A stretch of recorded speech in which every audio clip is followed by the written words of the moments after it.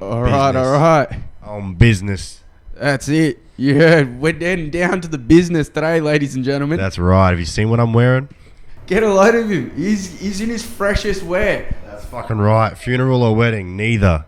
He's MMA. He's got the fattest belt buckle on I've ever seen. That's right. Yeah, it's good, hey. It's fucking good. Funny cunt. All right, ladies and gentlemen, you've heard his voice. You're welcome to another session of We Onza. We got my man's 01 Ekka in the house. What's up, brother? What's Ekka up? lad. Love. My G, cheers for coming through on such short notice. That's cool, man. I'm happy for it. I love the Whiz FM station, 99.9 FM. Eat, burn, buy, local, motherfucker. That's what it's about. My G. All right, we'll get it started. We'll just get into like the generic stuff. Sick. How did you get your name? Fuck, bro. I used to go by Saga. I used to go like rock doofs and stuff. Yeah, I used to climb the scaff and like rap to the drum and bass and shit and like call myself Saga. And like that was the only time I ever tried writing as well, was I was writing Saga. And I was like, I kind of sat around one day and I was like, that's kind of whack. It doesn't, because people would like chant it back. I'd like get them to get involved and they're like, Saga. I was like, I don't like it. Like it just doesn't work. Not that Ekka is very good to chant either, but like I was on the bus one day and I was full just like, kind of, I guess I was writing. When I write, I kind of use like a lot of consonants, like beatboxing, like you know, I'm doing it in my head. And I kind of heard Ekka come out of the mouth and I was like, I kind of like how that sounds, like Ekka. I was like, 01. I was born in 01. That kind of makes sense. Fucking Ekka, my first name. Okay, it's similar. Yeah, fuck it, let's do it. So Ekka since then. Word up. So that's what the 01 yeah. It just sounds fresh. Yeah, I was born in 2001 and you can be like, you know, first of many, or, you know, you could do a lot of plays on it that I would like do. But when I made the idea, it was just, I'm born in 2001. I like how it sounds. 01. Do people trip out when they find out you're not a 90s kid? Yeah, they do all the time, cunt. Yeah, all you're the tripping time. me out right yeah, now. bro, straight out. Like I never, I don't act my age. I never thought my age. I've never really been my age in any way other than my birth certificate. Word up. So talking about doofs, how did you get into the doof scene? Oh, bro, just being a young kid in Fitzroy, you know, like I was never like that hectic into it, but like once we found out like where we could get the fucking address from, we thought they were the sickest cunts. And year 9, year 10 was just going under the West Gate and fucking like going out west and going to Yarraville and just getting those bandos. And like I think Red Moon did a few fucking good ones. Other than that, it was just kind of to go there to get fucking fried and like find the coolest next spot, you know. It was the moment. And then with me and my mates had rapped to him as well, like to the drum and bass and techno that was doing. But it was, I never like had an interest yet in like putting them on or getting involved or like even really performing that much. It was more just like, yeah, I know a fucking cool party. Fucking, yeah, the address is a secret, cunt. Like, you don't know where it is. Like, you know what I mean? It was such a flex back in the day It's to know true. where the doof was. Where's the doof, bro? Where's the doof? Saturday night, where's the doof, and bro? you just hold it from like the cunts that you don't want Yeah, there. Like, I don't know, bro. Let them find out for themselves. There's no addy, bro. Yeah, haven't found out. Cops rocked it, bro. Yeah, it's done. Yeah. And then there was always the Footscray doof.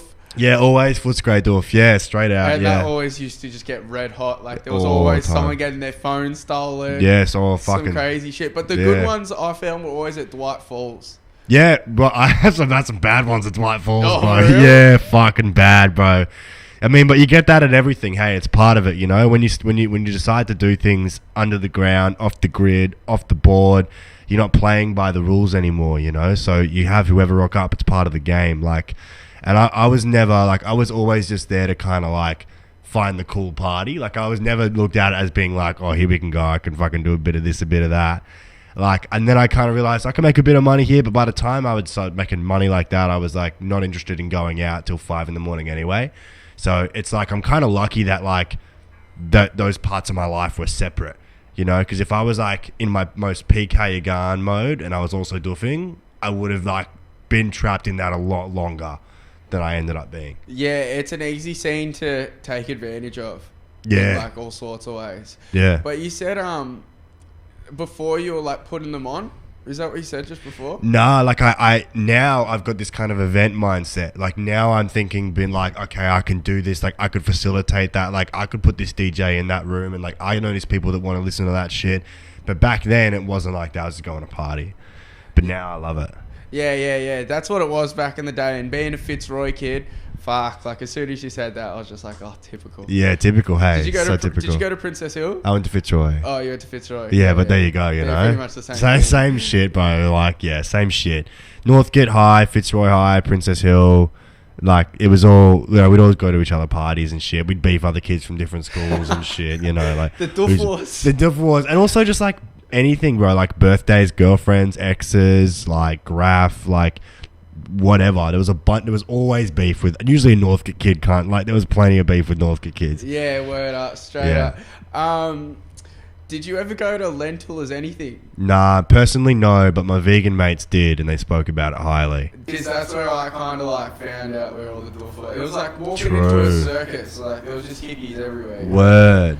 Like, free vegan meals. Of course you're going to find the hippies. Of course you're going to find them. That's actually a good spot. I never thought of looking for doofs there. Yeah, word. So that's where that was. And if I'm not mistaken, you played at Esoteric.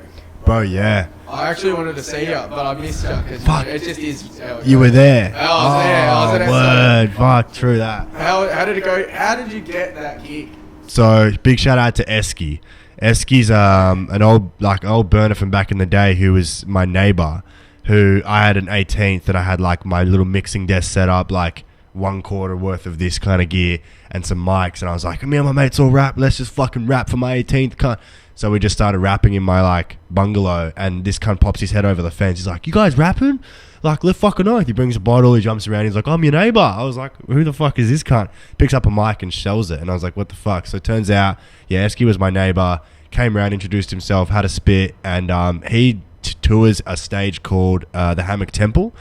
You might have seen it at SO. It's like a fractal pattern kind of temple of like hammocks, basically, a small hexagonal stage. And he was like, bro, I'm building the stage, so I've got an hour to curate, and if you want to fucking jump on, let's do it. So I did that, and so that was like a small thing. I knew I was going there. I went there with my missus, and fucking we shelled it. It was great. But then Dan Dyslexic hopped up, who did the 10 Doof Commandments, and he was like, do you remember that? Do you know that song? Nah. You'd know it, trust. The 10 Doof Commandments by Dan Dyslexic. Oh, I think I do. You'd know it like if you heard it, you know what I mean? He just got up, I just started rapping, I was like, this guy's good. And he's like, I'm closing Snake Pit if you want to jump up. I was like, fucking oath, I want to jump up, cunt. So that's a good ass stage. That's a good ass stage, cunt. For those that don't know, the Snake Pit was a popular stage at SO where they did like drum and bass, dubstep, good dubstep, not like Skrillex and shit. Yeah, it's good. And like... heaps of cunts were there. Like, heaps of riders were mainly at Snake Pit. Yeah, heavy bass at Snake Pit. Like, the floor just gets all muddy. They spray water down. It's fucking hectic. And, like, to close that for the festival was insane. So I'm at the front row, and this packed out, fucking, there's hundreds of people, and I'm waiting for his eyes to look at me going, he surely was fried. Like, he surely doesn't want me to get up on this stage. Drum and bass 160 BPM, 180 BPM he's playing. He's doing double time. I was like, this is fucked up. He points at me, and he goes, get up here. I was like, oh, fuck me. I get up on the stage, I turn around, and there's all these doofers, and I'm like, I'm not even a doofer, cunt. Like, I'm not even a doofer. I listen to rap. I don't fucking listen to techno. Like, this is my first big festival. Like, what the fuck is this? And he looks me in the eyes, and he goes, when I say 3, 2, 1, like, you rap. And I was like, fuck. He's like, let's hear it for Ekka. And I'm like, oh, shit, cunt. And anyway, I grabbed the mic, and I did what I did. Like, I got footage of it on my Instagram and shit, but, like, I reckon it went pretty well. As a rapper, I was like so out of my depth, but I hit the double time and stuff. And I got to just walk around the festival afterwards. It was like, yo, you want a fucking smoothie? Because everyone who works at the festival just is at the festival. So they'd all seen the set, and they would like get me like free dinners, and it was fucking dope. Bro, that's way better than the Hammock Island. I went to Hammock Island, and I was like, let's just say I wasn't keen to sit down, and I was like, yeah, it's a bit too toned down. So when I was like, oh, I miss like, Chill Island, Ekkas set, I was like, oh, whatever. I guess I was just like, out of that sort of mindset. But then hearing that you closed Snake Pit, you would have seen some faces, bro. You would have seen some actual characters. Yeah, bro, fucking oath. Absolutely. But you know what was dope though? They fucking accepted me. Like, I walked around, I was like, these cunts, like, I am so different from these doofers. Like, I stopped doing that when I was 16. I started doing all this shit. Like, I wake up early. I'm in a suit right now, once again, for anyone who can't see. Like, this is a misleading for me to be wearing a suit. But, like, you know what I'm saying? Like, that's not my mindset. Like, I'm very much like, I want to go, I want to achieve, I want to, like, earn all these things that they'd look at and be like, that's materialistic waste, So, I didn't know they'd accept me, but they did, bro. Open minds. They're free spirits out there, man. Did you go there from the start of the festival? Yeah. Yeah. What did you think? I had a fucking blast, cunt. I had so much fun. It? So much fun, cunt. So good. So dusty, so dirty, so smelly, but it's so good, cunt. Do you have a story from the festival? Definitely closing snake pit's the best one. Yeah, word. But or from a Doof. Do you have a Doof story? Not that I put on the air, nah. Fair enough. All right, well, moving away from the Doof area, what were your first instances of hip hop? What got you into hip hop? When did you first hear it? That sort of thing. Bro, fucking honestly, like as soon as I was young. So my dad's a muso, so I grew up in like the fucking Union Hotel, like Brunswick pubs and stuff, like as a little baby.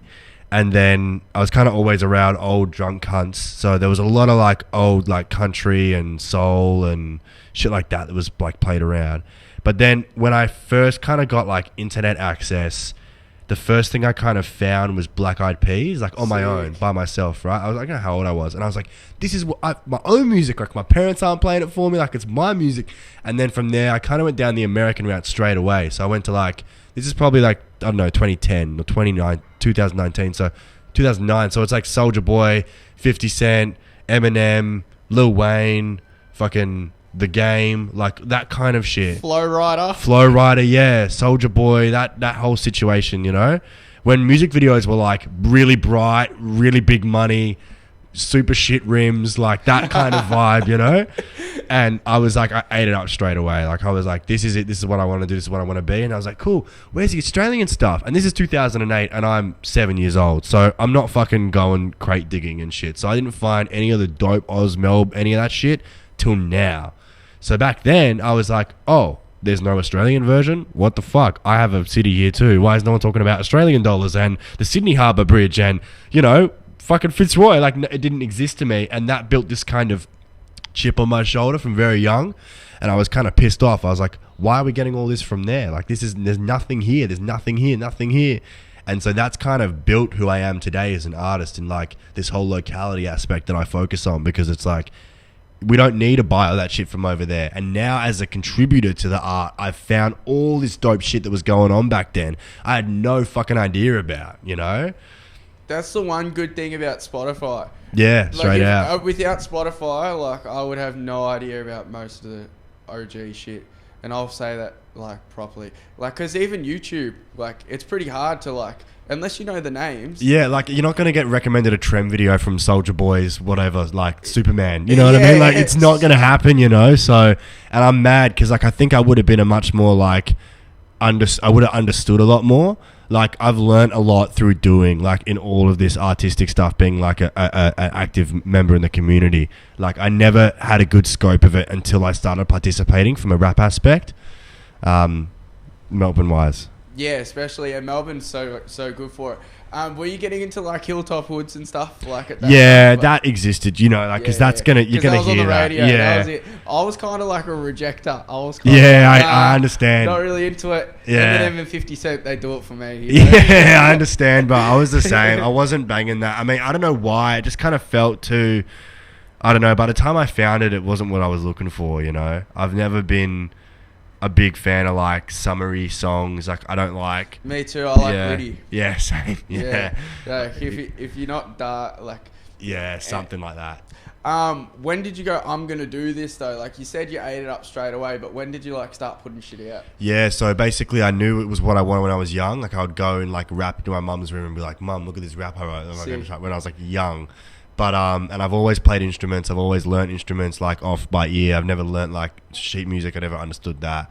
So I've been music forever. But to be like, I'm gonna become an artist and put my stuff out into the world was I was about 16.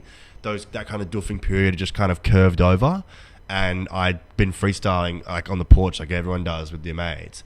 And one of my mates who's more critical than like my other mates was like, you could do it. I was like, done. I'm doing it. That's it. I'm fucking doing it. I don't Twisted his arm. Nothing else. Like, you know what I mean? Just that little glimmer of like, you're pretty good. I was like, cool, this would be fun. So then like, I'm starting to like write this one take in my room, and I'm sending it to fucking Sonder on the beat. We were real tight in high school, and like, shout out Sonder. We're like, I'm like, what do you reckon, bro? It's like, yeah, it's gonna go hard as fuck. So I dropped my first ever video. It's a one take on YouTube called Owen Ekka One Take on Solops Productions. And Solops Productions was a YouTube platform that Sonder on the Beat was running at the time. And it's like a 32 bar, real quick, trying to be like, this is fresh rap because it's quick and lickety splitty, wickety bickety, you know? Yeah. And that like played at all the fucking 18ths, like around Northgate and Fitzroy and stuff. It was the freshest feeling, you know, being that age. Really? Yeah. What was it like seeing your own shit at a party? Did it get old? Or was it just no, like... can't. I ate it. I loved it. Yeah, like, your shit's on next, bro. I was like, rah, like, I loved it. I still play the song now if I've got a crowd that's like older, that's known me for a long time, just because it's so much fun. Like, just for the heads. Yes, for the heads, bro. Just for the real heads. Like, yeah, it's good fun. Like, it's a shit song. Like, lyrically, like, you know, there's a bit of meaning in it, but it was just kind of written out of panic. Like, what do we reckon? Okay, fucking oath. You know, and my breath control in the video, I'm like blushed and like teary and like cold and like, it's, you know. It really reminds me of like Melbourne Sound or Chemical Energy. Like the parties back then, that it was always Melbourne Sound. Like you had your own one. Like, yeah. Northgate Fitzroy version. Yeah. Fitzroy Sound. Yeah. It was good. It was good, man. I'm happy that kind of stuff exists. You know what I mean? And it's still out there and available for people to look at, because I like people being able to see that arc and that kind of growth.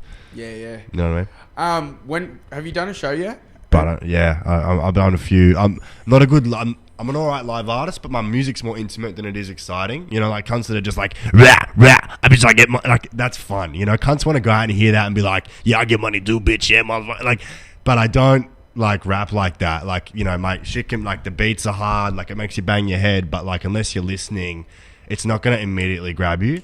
Unless it's like Hotel Eternal or something, like something a bit funner. So when I do live shows, it's like usually the people that rock up are people that like really like my music, which is good because people are engaged, but they kind of need to be engaged. So I get a lot of like crowd feedback and response, and we sing a lyric together and all that kind of shit. But I hosted Ronnie's Blue Bar open mic. Shout out the dojo. Shout out Mono the Messenger. Was that your own event? No, but I was going to say, yeah. I like did the MCing. I did a gig in the middle of the open mic. But I go to the open mic all the time. It's fucking good. If you're an MC and you got bars, go down to this open mic and spit them. The DJs are spitting fresh instrumentals the whole time. The vibe is dope. Mono's the best freestyler I've ever met in person, ever. And he just murks it with you, and you can just go back and forth with him on the stage. It's a good crowd. It's a good time. I didn't know they were still open, the Ronnie's Blue Bar Wednesdays. Yeah. They're still popping it every fortnight. So next week on Wednesday. Yeah, I'm going to be there. You should, yeah. I'm going there, bro. I used to go there all the time. Yeah, like, it's fucking dope. You see and meet so many artists. Yeah, bro, and straight there's out. always someone you know what I mean? Straight out, always. That's exactly right. I reckon Ronnie's is like the new Grumpy's. Yeah, good call. You know what yeah, I mean? Hundo, yeah. Like, unfortunately, Grumpy's not there anymore, but Ronnie's still rocking. No shit, what was that like, going down to the open mic? Did you thrash it? I loved it, bro. I reckon I did pretty well. Every time I go there, I like go real G'd up. First time I went is with Mog, shout out Mog, and Ruums, and we kind of did a set there. Oh, yeah. Might have been for a Get Down events actually back in the day, but yeah, I loved it, bro, because it's like you get to then open up your set to everyone in the crowd, you know, and I get to be like, hand the mic straight to my mates and be like, get the fuck on stage, you know? So that's a dope feeling, because I love that. I love making opportunity. I love like watching cunts have that moment. Like, someone who wants to rap, you give them a mic and they like start to shell their own verse in front of people. If you look deep in their eyes, like you'll see something you can't break, you know, like that's a real fire. And it's only because I understand it, being an MC. Like if I was great at woodwork, I'd be like, oh, watch him, he's learning the spark of woodwork. Like you'd see the same thing, but my perspective is different. So I see, like, I love that moment for cunts. You know, when I see a pro, I can't understand that perspective, you know, and I don't know what that feels like. But when I see someone who's getting up for like early in their career and like seeing the crowd love them for the first time, I'm like looking right at them, knowing their heart is thumping, they can't feel their hands, they fucking don't know where their mouth is, like they're out of breath, like that's dope. My next question was like, so they got the smaller stage where, like, you know, you're basically touching the crowd. Yeah, so straight you out. love it. I was gonna say, what do you think of that sort of stage? But yeah, obviously you love it. I love it, but I love it because I love a small room. Like, you know, I feel like it's the right place to be, like, to perform. You want everyone close in, but also at the same time, there's something about like a place like Esoteric where you can like really fucking walk around the stage and jump up and down and get fucking live and, you know, do whatever. But yeah, bro, I reckon the small stage, the intimate spaces are cool. That's why Ronnie's Blue Bar is cool, because it's like everyone's right there in your face. You know, you don't have to like call people out to the back of the crowd. They can't hide in the smokers and shit. Yeah. That's the good part about it. Straight up Grumpy's vibes. Yeah. So if you didn't know, Ekka actually does MMA. That's true. Yeah, that's true. When did you start that? I did karate as a kid. I became a black belt in that by like high school, and then I did a year of MMA when I was 16, and then I stopped again, and then I've started about 6 months ago at Absolute again. And you know, I thought like my karate would get me halfway there. It doesn't, bro. Like, there's so many good cunts in that gym. So many of them are like amateur or pro fighters. You get your head kicked in all the time, but it's so much fun. Like, you learn so quickly, like with the music stuff and with like weightlifting in the gym and a lot of stuff that like takes a discipline. It's all long-term goal. Like, if you fuck up now, you're going to realize in a month or longer that was kind of the wrong decision, and you're not seeing the growth you wanted or whatever. It's all long-term thinking. But with the fucking fighting, it's like, you don't duck the punch, you get hit in the head. Like, you get fucking hit in the head immediately, and you're like, okay, I better duck that punch in the next 20 seconds. You know, like, it's all like super quick learning. Like, you win quickly, you lose quickly, you learn quickly, and I like that. It's a good like duality to the kind of other stuff I fill my day with. That's such an interesting way of looking at it. Like, you can set your goal, but instead of your goal, like, you just being like let down, you cupping a punch. Yeah, and you know straight away, and then it's over. You know, like, you don't have to carry that loss with you. Like, if I fuck up in music and I find out a month later that I should have done that release differently, or that wasn't the right track for the right whatever, I'm gonna be fucked up about that. But if I get like hit in the head, like, I'll wear black eyes all the time. I'm like, yeah, cool, I got to learn to weave on the right hand side better, or you know, like. So yeah, it's dope. I love it. Shout out Absolute MMA. There's a fight on to right now. I'm about to go, and my trainers are fighting, and my peers and like cunts we train with are having a crack, and fucking oath, let's get it. What's it like watching the trainers fight? Is it like, this will be the first time, bro? Are you keen? I'm so keen, cunt. I'm so fucking keen. You're gonna see them in action, bro. Yeah, dead set. I'm watching for the routines. I'm watching for the drills. I'm watching for the shit, like, you know, the stuff they teach is like as practice. So I'm so excited, bro. And the end of the year, I'll be in there. I'll be in the fucking cage. You can come watch Owen Ekka do an amateur fight, guaranteed. Fucking guaranteed, bro. Hundo. We'll be there. Yeah, take the belt. That's right, bro. Take the fucking belt. Last time, this is funny. Last time I was in Melbourne Pavilion, which is where they hold the boxing and the MMA, I was doing a rap battle, and they had the boxing ring set up for a rap battle, and I was supposed to verse Legend Official, Killer Cute, and a few other rappers, and then they had Kid Drips as like the headline act. Fresh. And his performance was good, but dude, it was just the funniest event. They had these dancers. They were supposed to be a fashion show, but it wasn't. It didn't sell any tickets. It was free entry halfway through, from $100 to free entry like that to fill the space. Like, they did all of the freestyles. They decided the winner by crowd cheering. There was, I think, $1,000 on the line for the winner, or like $500 on the line for the winner. And there was like 4 MCs in the middle of this boxing ring, and then in the middle of the rap, these ring girls would fucking walk around the ring and like just get in your way. It was like the strangest fucking thing, Brian. Anyway, so I'm going through. I've invited all my mates, so like I'm making them make a fuckload of noise for me as I like freestyle rap battle these guys. And anyway, and these ring girls are walking. I get to the last round, and it's me and this guy who was on The Voice, right? His name's Legend. He's a nice guy. Shout out Legend. But he was my enemy at that point in time, right? So I'm thinking, this guy's been on The Voice, and the song he did on The Voice was not Mac Miller, was the Macklemore. Yeah. And I was like, that's the least gangster thing I've ever heard. Going on The Voice and doing Macklemore is the least gangster. So I was like, I'm going to fuck with him that way. So I'm doing all these bars. I reckon I've done a really good job. He does some bars about how like his uncle's going to shoot me because he's half American. So like my uncle has a gun. He's in America. He's going to come shoot you. I was like, yeah, like, whatever. Like, all right.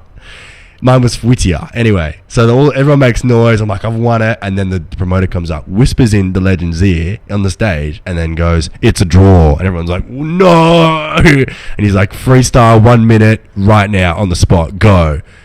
Legend, you're up first. And the DJ spins this instrumental, and Legend goes, everybody from the 313, put your motherfucking hand. I was like, are you serious, bro? No are you fucking serious? This isn't a movie, bro. What the fuck is this? And everyone's like, that's not your verse. My mates are like, that's not your verse. Anyway, I was like, okay, I'm going to shell it. And I was like, all right, spin my beat. And he fucking plays a Chris Brown song. Not a beat, no. a Chris Brown song. I looked, I was like, is this the beat? He's like, I was like, you can't. Like, you really want to fuck me here. I was like, fuck it. So I kept my head above the water. Nothing spectacular, you know, a lot of up-and-coming motherfucker, da-da-ba-da, rivals, you know. And anyway, I got the win in the end because they tried to shell me, but... Did they give you cash? No cash in person. He was like, oh, bank transfer. I was like, yeah, well, let's see. So I called a lawyer, got a lawyer involved. I sent him, CC'd him in the email. To be fair, I didn't pay the lawyer yet. So this lawyer was like, don't fucking CC me in emails. You haven't paid me anything. I was like, all right. Dude texted me. He goes, lol, the promoter. I was like, fucking lol? Are you fucking serious, cunt? You thinking this is funny? And then he's like, okay. So he sends me $750. He's like, I'll send you $250 and a few whatever. And he ended up sending all the money, but it took him like installments because fucking no one came to the event, cunt.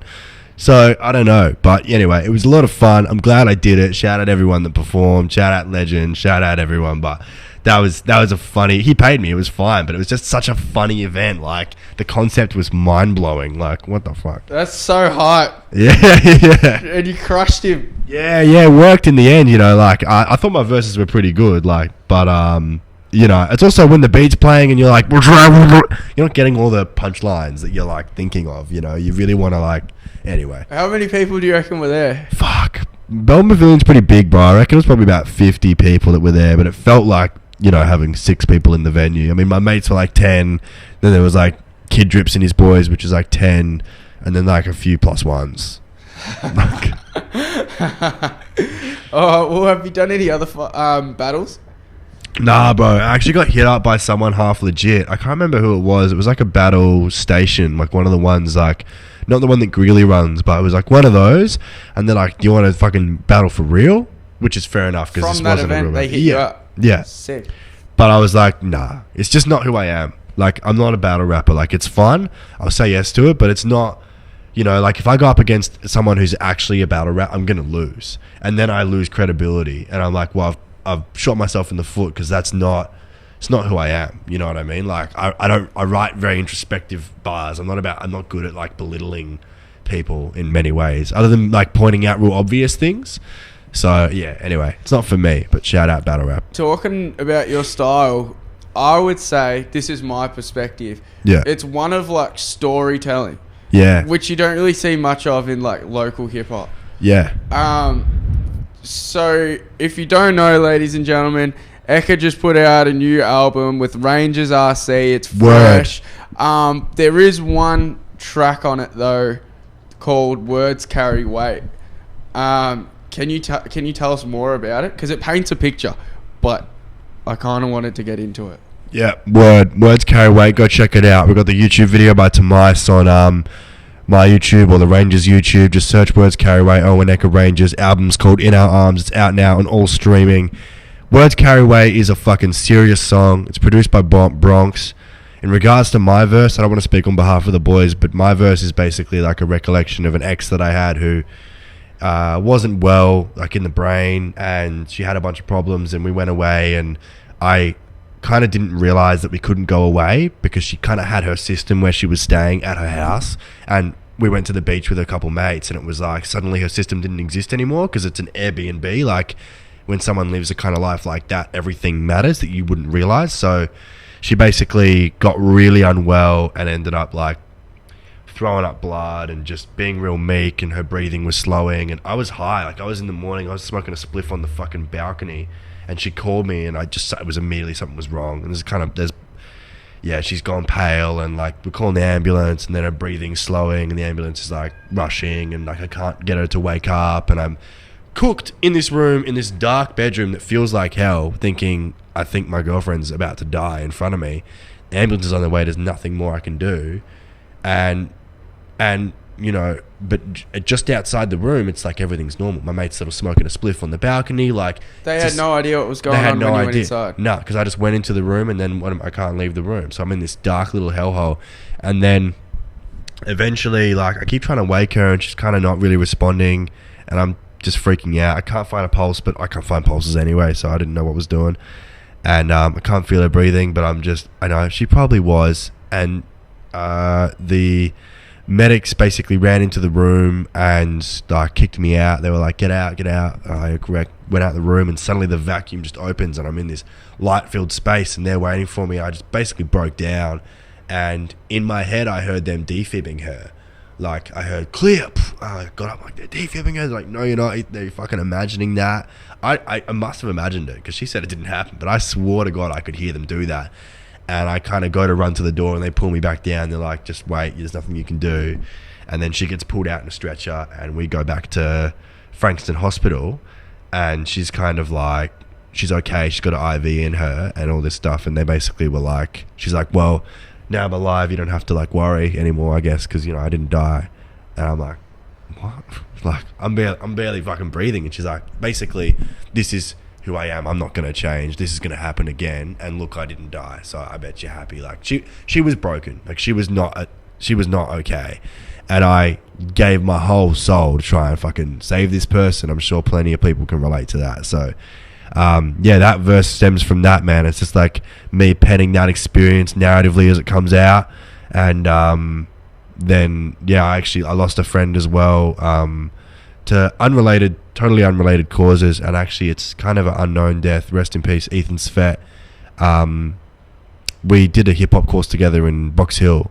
It's got a dope hip-hop diploma there. They do. Yeah, right. Yeah, Shout out Enfa Jones from 1200 Techniques, your mentors there. Jolistics, Dan Risk from PBS. Everyone there is a fucking Don. D1, Diz. But yeah, we did this hip-hop course, and we were just like super bright-eyed, bushy-tailed kids, and fucking, yeah, anyway, he passed away. So the last part of that verse is dedicated to him as well, because we used to kind of talk and be like, you know, we're going to make it, brah, like this and that. And so yeah, that's why I finished the verse with, you know, I take it far for kids who dare to dream, stare and leap at stars. Yeah, just go listen to it. Words carry weight. You'll pick up all the references in that, bro. Gives you shivers. It gives you shivers. Straight up. What's your sort of like perspective on life after those sort of, like, I know that's a bit off topic, but it kind of is, but like, what did you take away from that? I'm kind of interested, because those are heavy things for someone so young. Yeah, I mean, she basically, I learned that you can't save people, and people will tell you that, but you need to learn it yourself. And if someone doesn't want to be saved, you can't save them. And a sick person is going to look to someone who is has their stuff together, and sometimes gravitate towards them a lot. So when you're someone who's like striving, which by the way, every single person who is in this scene contributing is doing, you know, putting your art first, putting yourself out there, like taking risks, doing things not by the book, that's going to draw people in who don't have the same ambition, courage, confidence or structure. And so they're going to kind of attach to you. So I realize now, being like this person that I am now, in this position that I'm in, much more selective with like who I spend my time with, romantically, sexually, in terms of a friendship. Like, I'm much more selective now, because I don't have the energy for that. I'm a very intuitive person in terms of my own emotions and other people's emotions. So if I can sense that I have something to give, and I will do that. So I need to limit myself and put myself in a position where I prioritize me every time. And now I'm lucky, man. Now I got beautiful people around me, because I've done that. I've made that very clear, you know, like, this is what I want. This is what I want. This is who I am. And I've attracted people who want the similar things to me. And that's powerful, and that's special. But it's still, even then, you can't just give yourself away. You can't, because if she didn't break up with me in some weird kind of manic moment, I wouldn't have broken up with her. I would be scared that I'd never see her again, right? You know what I mean? So if you get yourself in that situation, comfortable isn't always good. You got to break out and put yourself first, and you get yourself into a sticky situation when you leaving means the threat to their safety, and that's suddenly a problem. So I don't want to ever put myself in that situation, or put someone else in that situation where they rely on me, because at the end of the day, I'm going to pick the music, the art, the bit. Like, I need to. There's no alternative for me. I can't do other shit. This is me. You know what I mean? So this has to be the answer. Fuck. That's powerful, bro. Please, bro. Yeah, thank you. I knew you were going to answer that like really spot on, man. And for everyone that's listening, I hope that there's another track that I kind of wanted to ask you. I was going to keep going down that, but you just answered that like perfectly. Another track called Steadfast. Yeah, bro.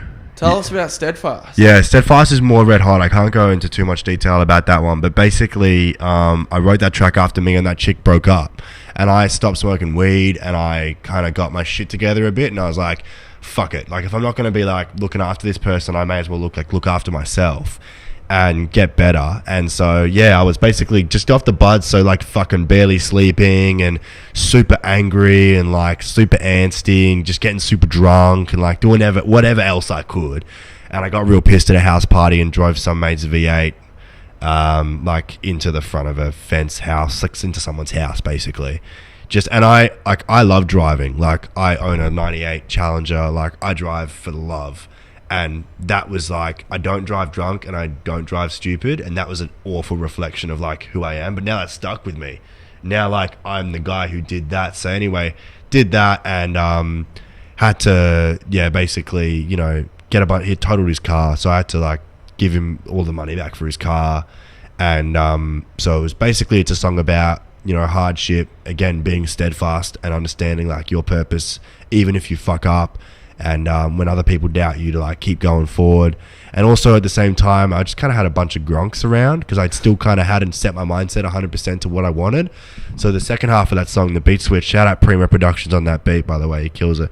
This beat switch, I'm just kind of like, fuck you little gronks, like these little cunts that are like bugging me for fucking 10 bat whatever, like just get the fuck away from me, like I'm not interested. Do you know what I mean? So that second half is kind of, first half is me being like, I've done this, I've done that, and I wrote it the next morning. I woke up not knowing what the consequences of what was going to happen was going to be, and just walked into my room being like, thank fuck my mum's not walking into this and I'm in the hospital or worse or whatever, you know, like everyone was safe. So your parents had no idea? No, they had no idea, yeah. I walked in 3 a.m. in the morning, I was like, this is exactly what they would have seen, right? Like my room as it is, you know, they would have kept it this fucking way.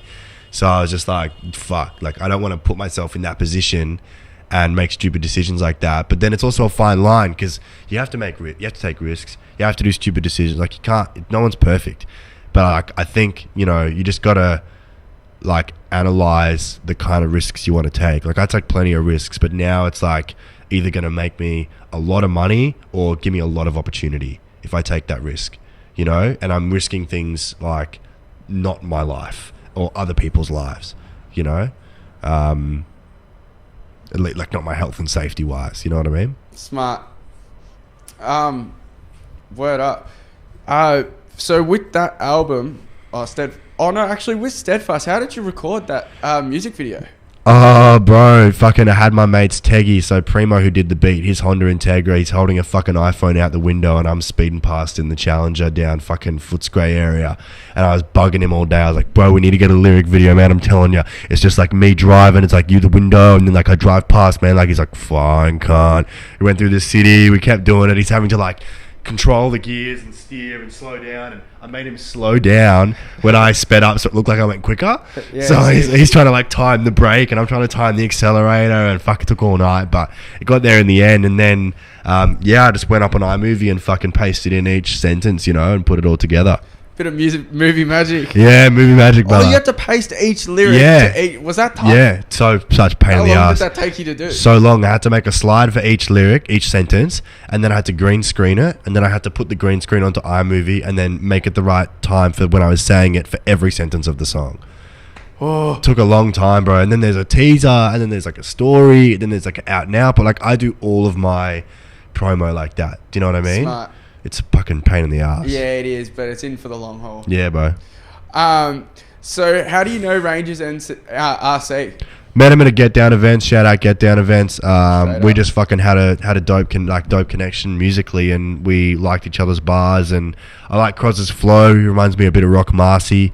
And Sob's like more like, not to generalize, but more like Biggie. Like he's got a kind of like fatter, nastier, hardier kind of slower flow, and they complement each other well. So we just started working together one day. We were doing a track, it was Dirt on My Name we were doing, and we're like, Sob was like, let's fucking do an album. And I was like, fuck, true, alright, done. A year later, here we are, you know, and it's out. I was actually going to say, what compelled you to do a collab album? Because it's not just a throwaway mixtape, like it's Really nicely produced. Thank you. Yeah. Who did the samples and production on it? Bronx is the producer, executive producer for the whole thing. So he did everything. He goes hard, bro. He doesn't fuck around. He's serious.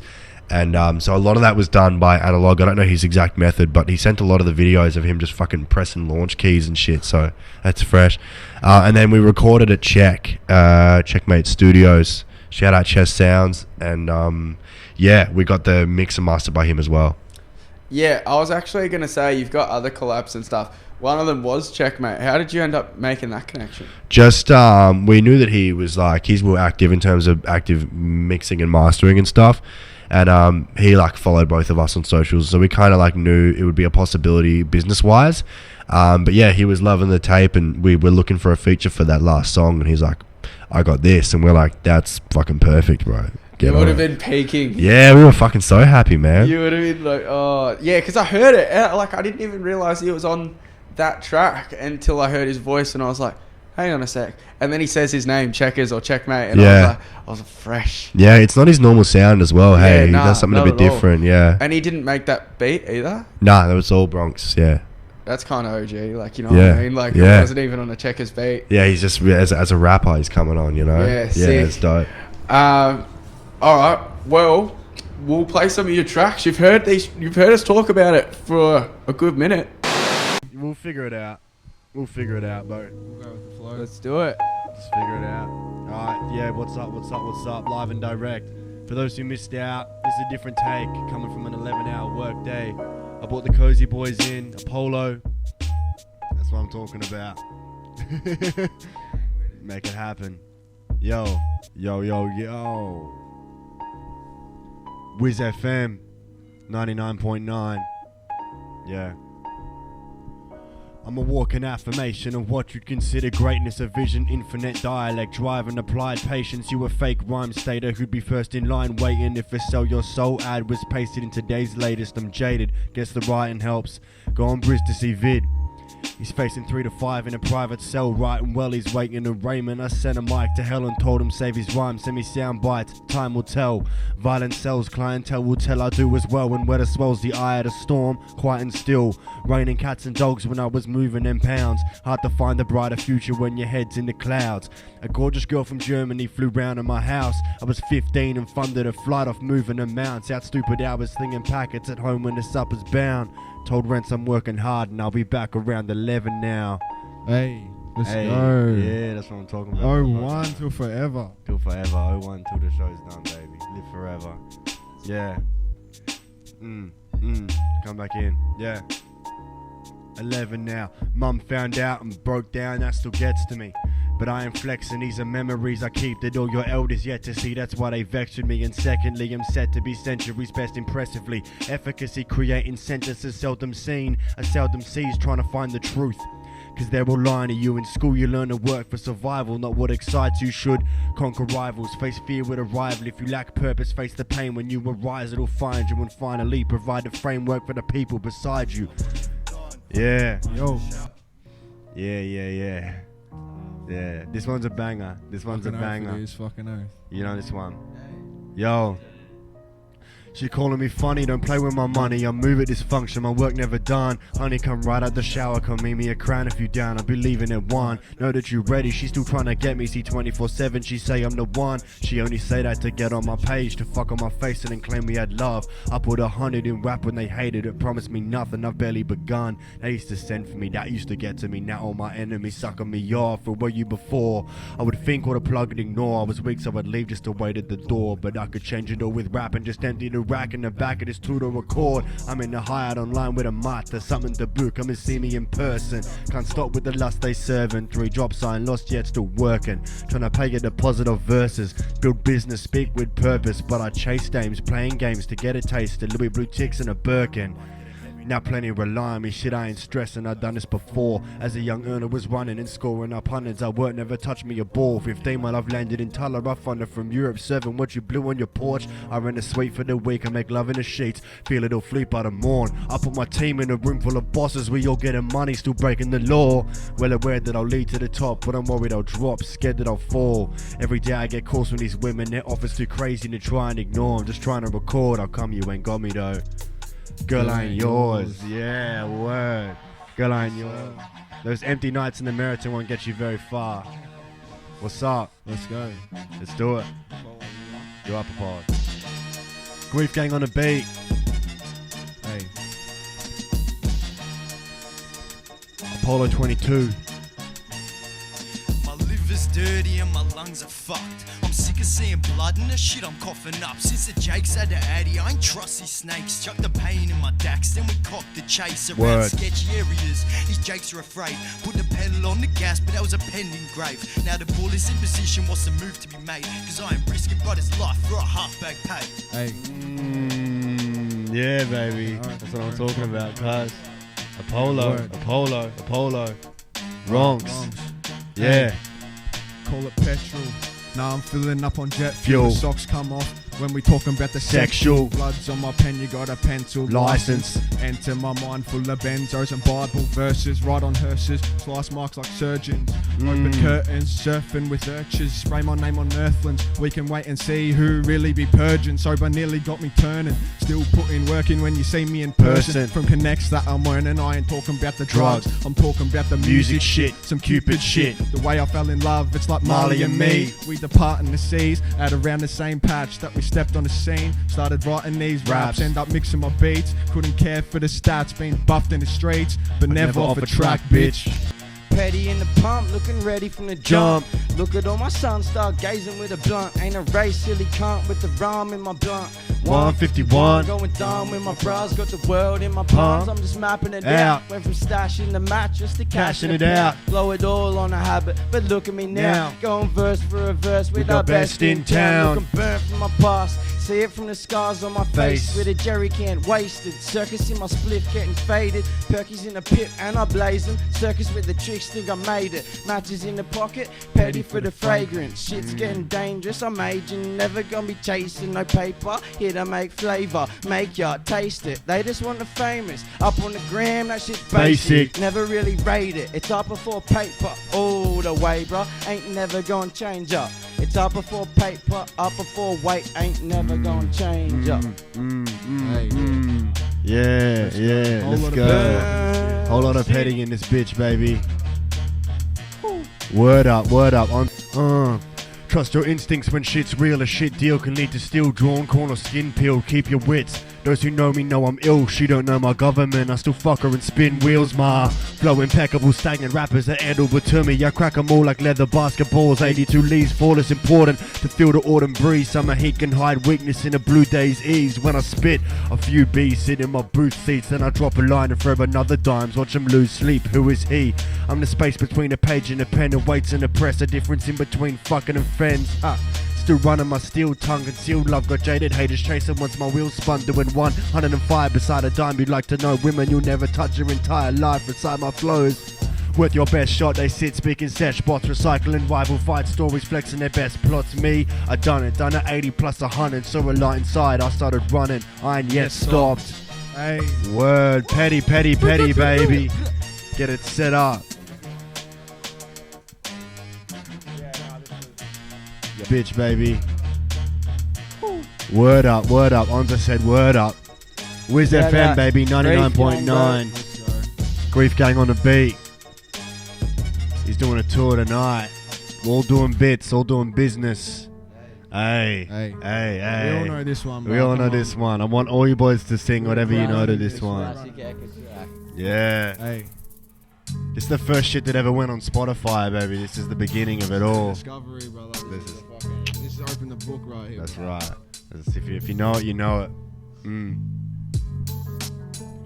Slowing down, I hate the way I'm living. There's demons up in my fucking house. Best believe I'm leaving. I hate the scene of the underground. Cunts that hold the crown. If you cross them, they hunt your mama's house. Last night I nearly lost my life. Should've died 120 in that 45. Break late and I slide, crash the whip back to trapping and paying back all the damages. I'm lucky, I guess. Yeah, I miss my brother Vid shit. I ain't even half that kid. In a dark car park, trying to spark a spliff. It's my last hit. The same thing I said these past 2 trips. Half my mates are the same, so don't ask me shit. Adelaide trying to arc, you don't start me, kid. I take a trip to outer west. You got half a stick. I'm past my wits, ashamed I ain't half a fit. Ex left me, I'm addicted to this grassy shit. I know some cunts are trying to get her home, but they don't know that road that I walk to make this world our own. Now I'm by my own on my lonesome, I go to call her phone, but all I get's a dial tone. Yeah, I'm the same as all the fiends that I serve. Only difference being to me, it's free, I weigh it then work. I'm used to pain, but this hurts, I made changes. Pray that it works, stays in the dirt, I burn herb. Wasn't laying a verse. Hey. Yeah. Stays in the dirt, I burn herb. Wasn't laying a verse. Listen. Yeah. I pull away, spark a spliff behind the club plates. Mum's face changing, looking at me like she lost faith. As a teen, I was making me what your boss made, so I don't pay attention to a sentence that these flops say. I carried the vac seal in my school bag, plastic wrap, no sandwich, I had 200 grams. Do the math in advance while I'm packing the bag, drop it off in 50s and grams, so my profit expands. Yeah, the devil tell me flip a brick to build a better home. He knows the profit, your best bet to invest in coke. Got me thinking what the fuck I'm scheming with these O's when I could rob a crop on a block and drop off the methadone. Well aware of 40 waters from I know, I also know that I could double that if half of it was packed in snow. But I seen that road and I know the ropes. Use the blow to money, get cold and white, now the bro's a ghost. Hey, fuck it though, you're smoking rock and your future set to be set in stone. 29 buying Gucci belts, you should buy a home instead of lighting cones in your room alone so nobody knows. Hey, fucking knows. Yeah, baby. Dead fast. So check that shit out. 01, Cozy, Apollo, Whiz FM, 99.9. Burn City. 3K City, baby. Every day, all day. First session I was in a suit. This session I'm in work gear. Means I work every day, motherfucker. You never know. Grinding, bro. You never know what you're gonna get, bro. Pressure never subsides. That's right. The pressure never subsides. And we're back. We back. We are back, ladies and gentlemen. I know you've been loving those songs. It's all new. It's all old. It's all Ekka. It's all everything. It's all everything. And you love it. Because if we didn't love it, fuck, we wouldn't play it. Ekka is life. Alright. Starting to wrap up. Starting to get to close because we've had you for like about an hour now. I wanted to ask you, how did that song with Posse Shot come around? Shout out Posse Shot to the day I die. But, you know, shit's real. PS to the really holding shit down for the scene. Carney basically hit me up on fucking IG and he was like, what are you doing today? And I was like, fuck, that's a good DM to get in the morning. Can't fucking I'm going to well, no, I don't, how do I answer that question? Like, not much, bro. And he's like fucking come down to the studio, like we want to do a track. And I was like, roger that, cunt. So I woke up at like 10 a.m. I got the message at like 10:20 and I was like, I'll be there in 30 minutes. I like rush my clothes on, slam a coffee and like drive. And I rock up to the building and I'm like, it's one of those moments you just got to show up. You know, like someone hands you the mic, like, you know what I mean? Like it's that moment. You're like, I've got to do my job right now. I don't have anything particularly written. You know, I don't have anything like special waiting for them. I had no idea. I rock up and Mus comes up to me and like, you know, they greet me like lovely guys. And Mus is like, you good at making on the spot, bruh? And I was like, fucking... I will. He's like, that's what we do here, bro. It's about love. It's about life. It's about creation. You know, it's about being in the moment. This is real, authentic art. And I was like, fuck, word, true. All right, here we go. And they start asking me about like... Did that make you feel comfortable or were you like, no, oh shit, I gotta... Exactly that. They made me feel so comfortable. Yeah. I walked in the room, a real nervous young MC meeting idols. And all of a sudden it's just like, well, how are you going? Like, what are you doing? We're kicking on the couch. Carney's making the beat as he's talking to me about what's been doing with my life and where I'm at, where my headspace is. I don't know if that's the process for everyone. I know they've written most of those songs in that space at that point in time and recorded them on the spot. Strike One said it was a similar sort of thing. He went up there, wrote the verse that day, recorded it that day. And Carney's making the beat in front of me too. So it's like, it's as I'm talking about how I've been and what I want to do, Carney's making this beat. And so it all kind of culminates into one's position, and then the boys light some spliffs and fucking... Me and Muscles are perched on the window and Carney's lap in the room, and we're going back and forth, like writing things down on their kind of table and being like, trading like one-liners back and forth, going like, what do you reckon about this? And they're like, oh, have you tried that? We'll try that. So we're all able to give a little bit and take a little bit from each other, and we end up... Did they feel like they kind of came down onto your level too? Yeah. Like you're like, holy shit, I was just, you know what I mean? Looking at me eye to eye. Yeah. You know, like you're doing your thing, we appreciate and we respect you, so you're here now, and so we're all artists in this space. And it was like a real validator for like my worth, you know. And you shouldn't need external validation to uphold yourself, but having idols look at me eye to eye like that, being able to write with them in the room, drop a verse down, and then them go, that's fucking hard, fucking oath, Melbourne Minute's going to be a banger, and then walk out and be like, wow, like my potential is more than I thought. You know, I can hold conversation with more people than I expected and hold bar. So yeah, that was such a dope experience. Did you ask how they found you? They found me, they knew who I was just kind of in general, but the thing that made it click, and Posse Shot's so in the moment, they live life like right now, which is so dope, is that I posted a freestyle the night before of me sitting in a car.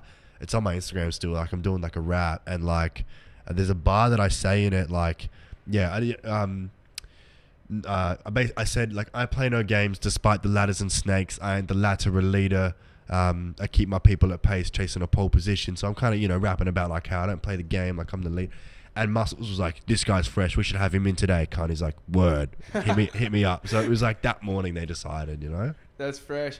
When that came out, me and my mates we're like, yeah, we're talking about the album. We're like, at Melbourne Minute, that Ekka cunt, fuck, he's actually fresh. Like, who is he? Yeah. We all thought that you knew each other for ages. You were just some underground rapper that they knew for like a long time, sort of thing. Word, nah, I'm young and up and coming, brother. Like a GM Rock sort of thing. Yeah, we thought, like, straight you know, out. I mean? Yeah. Yeah. I appreciate that. That's a good thing to get, not thinking that you've been like around for a while, because I had that young perspective. Like, that's how I listen to that song. Is it sounds like a young artist trying to do the best that he can. You know what I mean? Like, the rhyme schemes are heavy, the breath points are impressive, the cadence is impressive. Like, it's all about like imagery and life, like, because that's how PS kind of writes too. Like, I knew I couldn't go in there and be like, my ex left me. Like, I had to be kind of more ethereal than that and have like a greater perspective. So that's what I was trying to apply. How have you seen your life change since then? Have you noticed any changes in your everyday life since then? I think I notice changes all the time, but I wouldn't say that was a change from City Loop to after City Loop. I would say the change was from before Steadfast to after Steadfast, because after that, like, my mentality has always been like, no matter what, I'm gonna make it. You know, like, if you don't give me this interview, if I don't get the feature on the bill, if no one plays that, like, I'm gonna make it. It's gonna happen. It's their loss. Because yeah, exactly. Like, I have no other alternative, and this is what I want. So I'm gonna make it work without compromising my values or integrity. So, but in saying that, the difference kind of became that once I was recognized as like a peer more than a supporter and a contributor and a collaborator, when I go to like PS gigs or certain like skate shops or whatever, I get recognized. And that's different. That's the difference now, is people can't be like, yo, Owen Ekka, I love your music. And that fucking makes my week. That's the freshest thing in the world to me. Like, you know what I mean? Like, A, there's the part of me that's still a child. It's like, my dream's becoming real. And B, I get to look at these people face to face and be like, you changed my world by saying that and by listening to my shit and by supporting. So that's so dope to me. Like, that's so dope. And if they like my music, they're kind of a like-minded person as well. Like, usually it's fresh cunts. I've never had like a grunt come up and be like, but I love your tracks, bro. You know what I mean? Like, you know, unless he's trying to like suck me off. Like, it's always like a G who like I can see has their own kind of hustle going. They have their own aspirations, and yeah, man. That's hard to have in hip hop too, because there are a lot of freaks out there. There's a lot of characters. Hundo. All right. Well, with this event tomorrow, yeah, we told you about it. It's coming about. How'd you make the connections with the tattoo joint? Green Lotus, is it? Green Lotus. Just hustled it, bro. Anyone can do it. You know what I mean? I've seen how PS does their shows. They're, you know, with the kind of Burn City sponsoring them for the drinks, and I've seen how like these kind of like Bale was sponsoring a few art galleries and stuff, and like at the Condominium, I think it's called, or Commendium, there's this art gallery in like South Yarra they did an event at. And I've just kind of seen it happen from different angles, from an art angle and a rap angle. And I'm like, this is real. I also run a platform called EMBR on socials. It's ember.ember.ember. It's EMBR. Oh, you know that was you. Yeah, that's me, bro. So fucking, like, I'm just trying to promote local shit, you know what I mean? I'm a massive believer in eat, buy, burn local. Like, do it here. Melbourne's got fresh shit. So I want to be that guy as well. So Ember's sponsoring my event tomorrow, 250 Johnson Street, Saturday, 2 to 5 p.m. They're going to be doing the videography, the photography, write-ups on the event. I've got a one take out on the Ember YouTube that no one's heard because it's on this secret Ember YouTube. So search it up, Ember, Burn Take, Owen Ekka, and Raz. Shout out Raz38.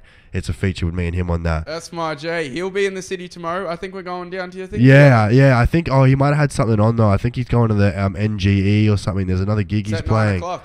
Okay, fresh. There you go. Yeah, fresh word. Well, we see him there tomorrow. So check out EMBR, man. So basically, you just got to hustle it. Like, I knew there was dope tattoos. I knew there was dope rum. I knew there was dope art. I knew there was dope music. I knew there was... So I made it all a reality. And anyone can do it, man. But I want everyone to come down, support the scene tomorrow. Bring your friends. You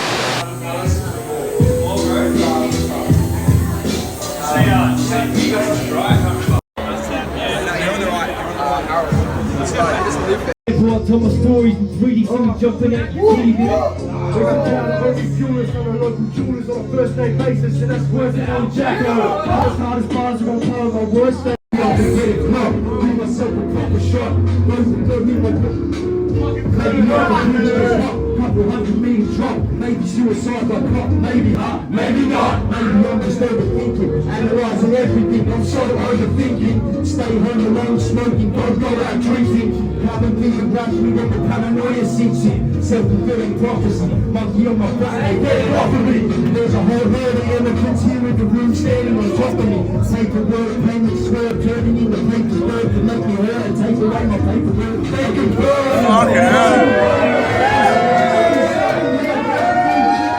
Are you going to be getting lit? Yeah, fucking oath, bro. I'm going to be drinking that Burn City rum, baby. It's going to be in my veins, baby. I'm here, bro. This has been a lot of work, like every day, 14-hour days. Like, it's really hard. Trying to organize, like, different groups of people, and now there's stakeholders involved, and you need to abide by what, you know, measurements of the door. Can Burn City get their set up through the door? Measurements of where the tattoos are going to be. Can they bring 2 tattoos? How big's their station going to have to be? The flash sheets, like how the payment's going to work for that. How are people going to buy the merch? How many PowerPoints are there? Like, there's so many aspects you need to think about when you're hiring a space and you've only got it for fucking 4 hours. So, you know, it's been a hustle, but like, I'm so excited. You see me there, I'm living my best life. This is what I'm all about. Oh, and Ekka, baby. Let's get it. 3K City. Sick cunt. All right. You've heard it here. Come down tomorrow. I've only got 2 more things to ask. What's next other than the event? What is next in Ekka's future? Ekka's future holds many things. There's going to be a drum and bass EP for next week's festival time. Fresh. I'm going to go back to Esoteric. I'm going to fucking tear it up with the Liberation. And I'm gonna do another studio album on my lonesome as well. Just kind of totally figure it out as I go along, but no date for that yet. More gigs, more business, more merch that's coming that's like locally sourced. That's the only way I'm going now. I'm not doing the AS Colour, no Gildan. All respect where respect's due, but I want to have this shit cut and sewn here. You know, I don't want you to be able to buy that hoodie as a blank anywhere. Like, I want everything I do now to be completely localized. I want to just continue to make EMBR grow. Do more burn takes with EMBR and do some events with EMBR as well. I want to do like gallery openings. I want to do fucking club nights. I want to do open mics. I want to do, you know, events like that. Sick. Word. Any shout outs? Plenty. Shout out PS for always holding the scene down, keeping up and keeping real art alive. I want to shout all the stakeholders and collaborators in the event tomorrow. Shout out Rangers who've worked with me for the In Our Arms. I want to shout my producers, the people I work with, Grief Gang, Primo Productions. Yeah, man, lots of love all around. I want to shout out everyone who's put in fucking time in waking up in the morning and chasing something that they care about, not because someone's told them to, but because they believe in it. That includes you, that includes Whiz, that includes anyone in this fucking scene putting work in. I salute you.